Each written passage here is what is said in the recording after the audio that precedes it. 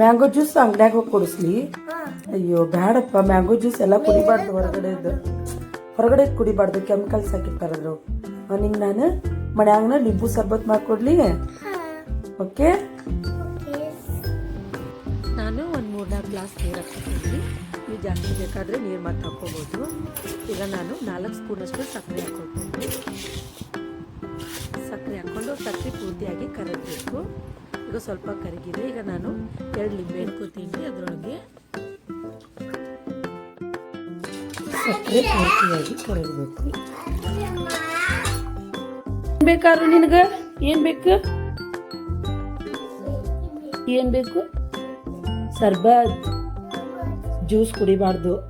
ಯಾಕೆ ಹೇಳಿದ್ರು? ಕೆಮಿಕಲ್ಸ್ ಹಾಕಿರ್ತಾರೆ. ಏನು ಹಾಕಿರ್ತಾರೆ?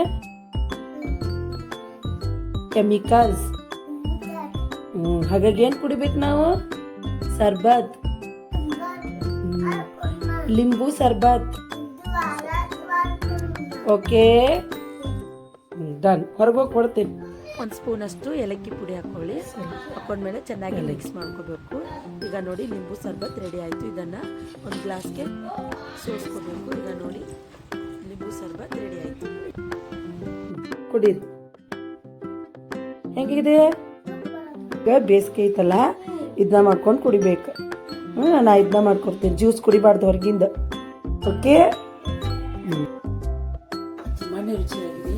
ನನಗೂ ತುಂಬಾ ಇಷ್ಟ ಆಯಿತು. ಹಾಗೆ ನೀವು ಕೋಲ್ಡ್ ನೀರು ಅಂದರೆ ಫ್ರಿಜ್ನಾಗ ನೀರೆಲ್ಲ ತಗೊಂಡು ಮಾಡ್ಕೊಬೇಡಿ. ಮಡಿಕೆಯಲ್ಲಿ ನೀರು ಹಾಕಿ, ನೀರು ಹಾಕಿದ್ಮೇಲೆ ತಂಪಾಗ್ತವೆ. ಆ ನೀರನ್ನು ತೊಗೊಂಡು ನೀವು ಲಿಂಬು ಜ್ಯೂಸ್ ಮಾಡ್ಕೋಬೋದು. ಹೊರಗಡೆ ಇರೋದೆಲ್ಲ ಮ್ಯಾಂಗೋ ಜ್ಯೂಸ್ ಹಾಗೆ ನೀವು ಅಂತ ಕೊಡ್ತಾರೆ. ಬಟ್ ಕೆಮಿಕಲ್ಸ್ ಎಲ್ಲ ಮಿಕ್ಸ್ ಮಾಡಿರ್ತಾರೆ, ಹಾಗೆ ಕಲರ್ ಮಿಕ್ಸ್ ಮಾಡಿರ್ತಾರೆ. ಹಾಗಾಗಿ ಅವನ್ನೆಲ್ಲ ಕುಡಿಬೇಡಿ. ನೀವು ಮನೆಯಲ್ಲಿ ಹೀಗೆ ಮಾಡ್ಕೊಂಡು ಕುಡೀರಿ, ತುಂಬಾ ಒಳ್ಳೆಯದು. ಹಾಗೆ ನೀವು ಲಿಂಬೆನ ಹಾಕೊಂಡು ಕುಡಿತೀರಲ್ಲ, ವೆಯ್ಟ್ ಲಾಸ್ಗೂ ಒಳ್ಳೆಯದು, ಹಾಗೆ ನಿಮ್ಮ ಸ್ಕಿನ್ಗೂ ಒಳ್ಳೆಯದು. ನಿಂಬೆಯಿಂದ ತುಂಬಾ ಒಳ್ಳೆಯದು. ಹಾಗಾಗಿ ನೀವು ಮನೆಯಲ್ಲಿ ಮಾಡ್ಕೊಂಡು ಕುಡೀರಿ, ತುಂಬಾ ಹೆಲ್ದಿ.